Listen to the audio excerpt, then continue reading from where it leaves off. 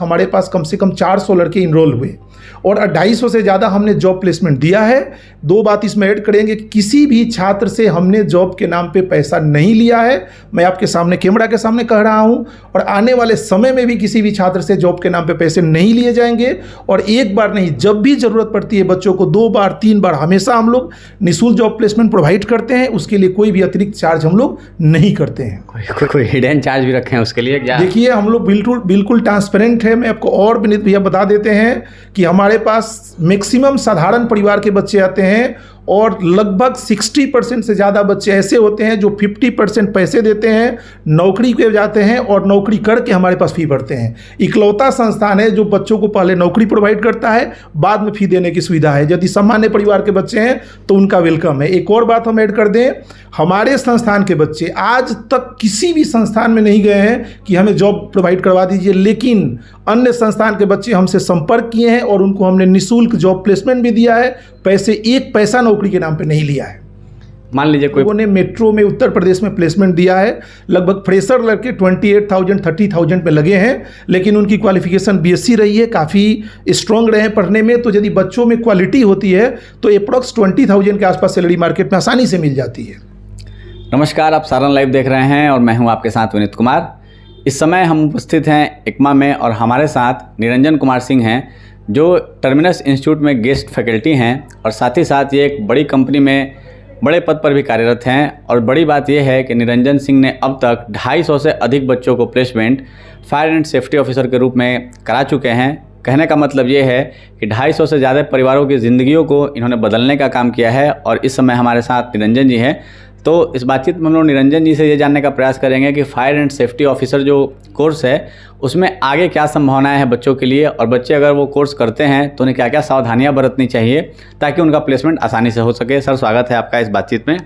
नमस्कार विनीत भैया, आप बड़े भाई हैं और सबसे पहले सारण लाइव टीम को मैं धन्यवाद दूंगा कि आप हमारे लिए कीमती टाइम दिए और जानना चाहे कि फायर एंड सेफ्टी में क्या स्कोप है।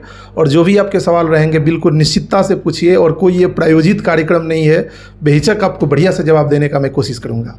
तो पहला सवाल तो यही है कि फायर एंड सेफ्टी ऑफिसर जो बच्चे कोर्स कर रहे हैं, चूँकि बहुत सारे इंस्टीट्यूट खुले हुए हैं, तो उसमें स्कोप क्या है? आने वाले समय में कितनी वैकेंसियाँ आपको लगता है कि अभी और होंगी इस इंडस्ट्री में?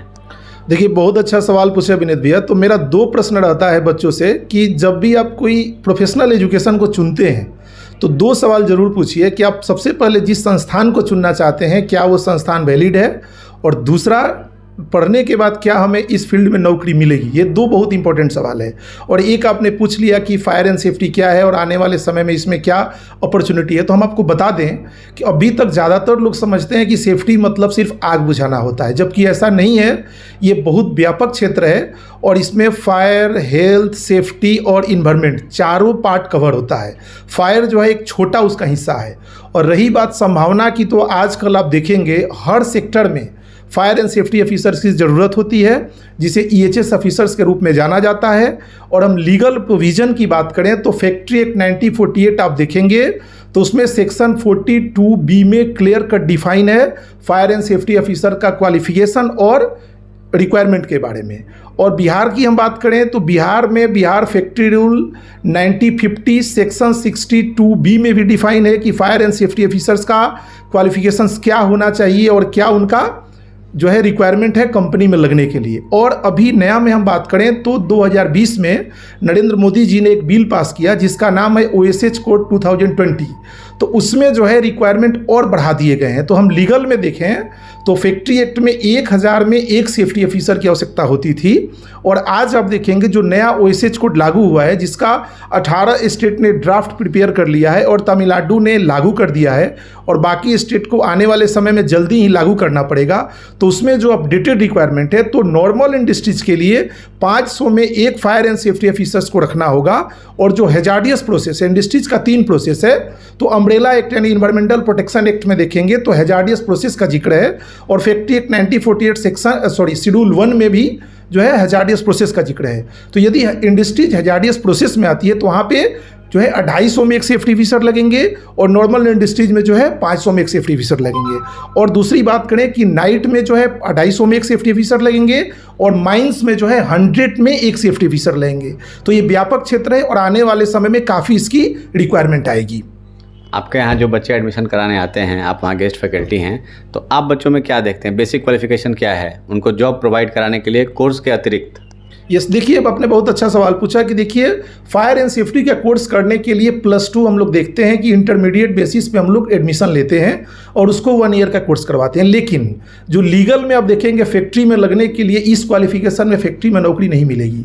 तो हम लोग बच्चों को क्लियर कट गाइड करते हैं कि आप हमारे यहाँ से 1 ईयर का कोर्स करिए, और हम लोग कंस्ट्रक्शन इंडस्ट्रीज में कुछ छोटे मोटे प्रोसेस इंडस्ट्रीज में भी नौकरी दिलाते हैं, और उनको हम लोग मार्गदर्शन देते हैं कि आप बीएससी या टेक्निकल से कहीं ना कहीं से डिग्री या डिप्लोमा करिए, तो रेगुलर में आप कहीं ना कहीं से करते रहिए, और उसके बाद आपको किसी टेक्निकल बोर्ड से 1 ईयर का डिप्लोमा करना होगा जो रिक्वायरमेंट है लीगल में। तो हम लोग 1 ईयर का डिप्लोमा पहले करवाते हैं, उनको जॉब प्रोवाइड करते हैं, और पैरेलली उनको गाइड भी करते हैं कि आप जो है कहीं से पॉलिटेक्निक डिग्री या बीएससी कहीं से पैरेलली करते रहिए, और फिर 1 ईयर का डिप्लोमा करिए जो टेक्निकल बोर्ड से अप्रूव्ड होना चाहिए। जैसे Maharashtra state board of technical education जो है 1 साल का डिप्लोमा करवाता है जिसका नाम है advance diploma in industrial safety, course code IT है। और पटना में भी अपना जो है दरभंगा हाउस में जो है वहाँ पे 1 ईयर का PDIS होता है जो भी वैलिड है फैक्ट्री एक्ट के लिए। मान लीजिए कि बच्चा आपके यहाँ कोर्स पढ़ना शुरू किया, तो कोर्स कंप्लीट होने के दौरान उसको जॉब मिल जाती है या फिर उसके बाद कुछ समय इंतजार करना पड़ता है?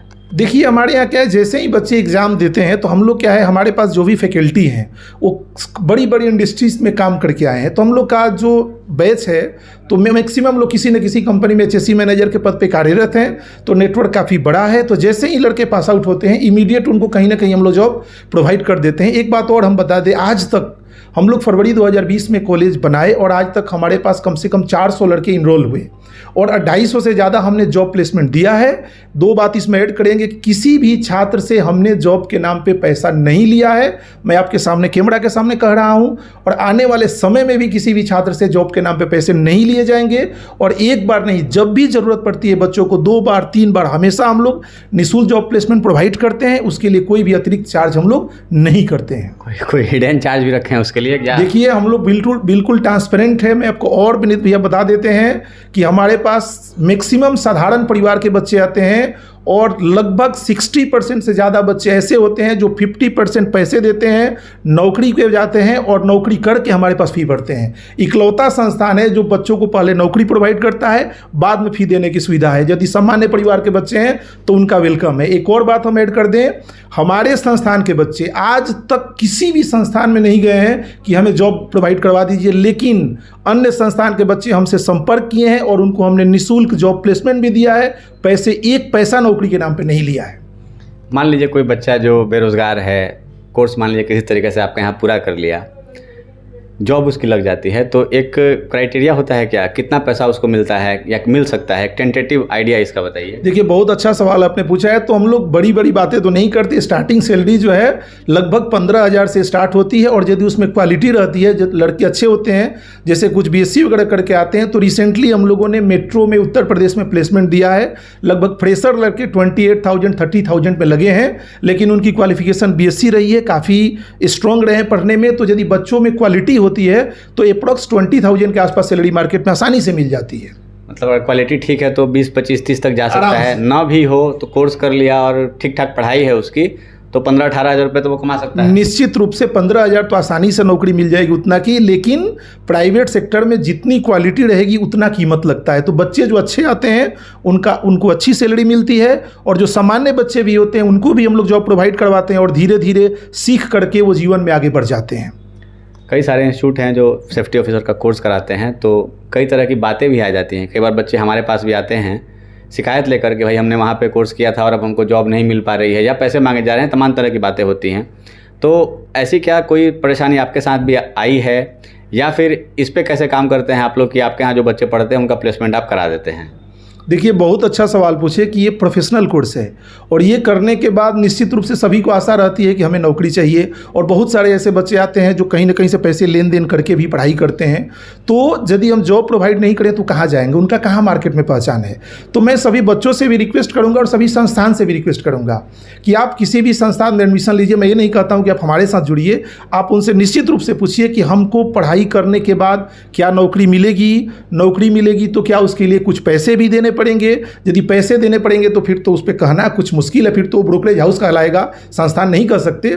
लेकिन और उन संस्थान को भी मैं वेलकम करूँगा जो संस्थान बच्चों को पढ़ाने के बाद निःशुल्क जॉब प्लेसमेंट प्रोवाइड करते हैं, उनको मैं निश्चित रूप से धन्यवाद दूंगा।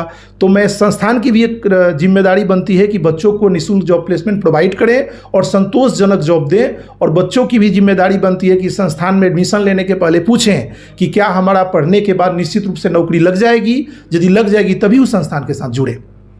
जो बच्चे फायर एंड सेफ्टी ऑफिसर का कोर्स करना चाहते हैं, आपका क्या सुझाव है उन बच्चों को? देखिए, फायर एंड सेफ्टी का एक बहुत बढ़िया फील्ड है, मार्केट में इसका बहुत डिमांड है। और हमारे पास जितने भी बच्चे आते हैं सबको मैं सुझाव देता हूं कि आप पहले समझ लीजिए, जान लीजिए कि ये क्या है। सब कुछ खोल के हम लोग बताते हैं। और कॉलेज खोलने के पहले हम लाइव आके बताए थे कि क्या रिक्वायरमेंट, हाईएस्ट क्वालिफिकेशन क्या होता है। तो बच्चों को मैं यही बताना चाहता हूँ कि बहुत अच्छा फील्ड है, लेकिन आप पहले ज़रूर जानिए, समझिए कि हमको क्या करना चाहिए। लीगल प्रोविज़न भी देखिए कि क्या क्वालिफिकेशन होना चाहिए। संस्थान को जानिए, संस्थान में पढ़ाने वाले लोगों को जानिए, उसके बाद अब संस्थान में जुड़िए और जीवन में आगे बढ़िए। ये थे हमारे साथ निरंजन सिंह जी। निरंजन जी, बहुत बहुत धन्यवाद आपका इस बातचीत के लिए। धन्यवाद विनीत भैया, आपको भी हमारा जो आपने जो कीमती टाइम दिया और हमारा इंटरव्यू जो लिया, इसके लिए भी आपको मैं नमस्कार बोलता हूं। और लास्ट में आपको ज़रूर मैं कहूँगा कि जितने भी छात्र हमारे साथ जुड़े हैं, उनके साथ किए गए वादों के साथ हम प्रतिबद्ध हैं और उनके वादा न टूटे इसका हम हमेशा ख्याल रखते हैं। नमस्कार।